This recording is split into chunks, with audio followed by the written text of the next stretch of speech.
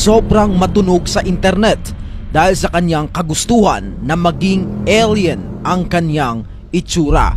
At tulad ng mga nakikita natin sa iilang mga post, ganito nga ang kanyang dating muka at ngayon ay eto na. Marahil yung iba ay nakakaramdam ng panghihinayang sa kanyang sinapit. Sino nga ba ang taong ito? At bakit naman niya ito ginagawa?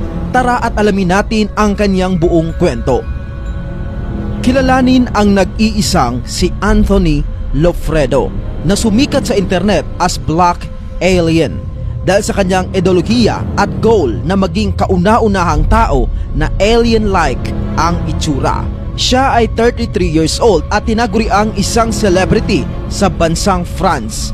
Ayon sa newssunsip.com, isang matalinong tao at talented si Anthony. Mahilig din ito sa pagbabasa ng libro. Bago sumikat ay nagtrabaho siya bilang isang security guard.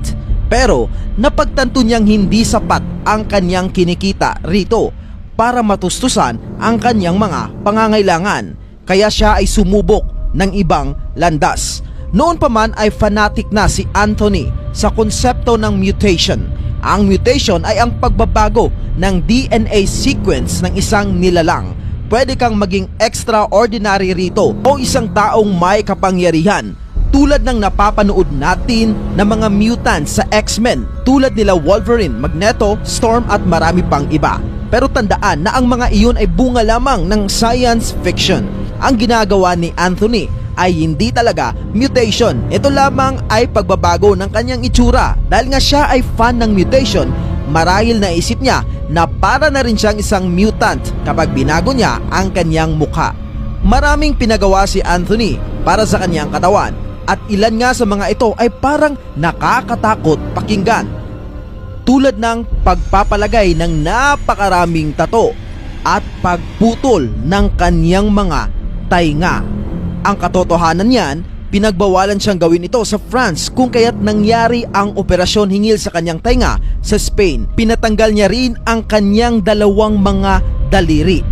Pinahiwa ang kanyang mga labi. Sa susunod ay nais rin niyang ipatanggal ang kanyang dalawang daliri sa kanyang mga paa at lagyan ng metal ang kanyang balat. Sa aking opinyon, nakakahanga ang focus, dedikasyon at sakripisyo ng taong ito hingil sa kanyang goal. Pero syempre, mas nakakapanghinayang at mabigat isipin ang ginawa niya sa kanyang katawan. Gusto talaga niya na magmukhang nakakatakot sa paningin ng marami.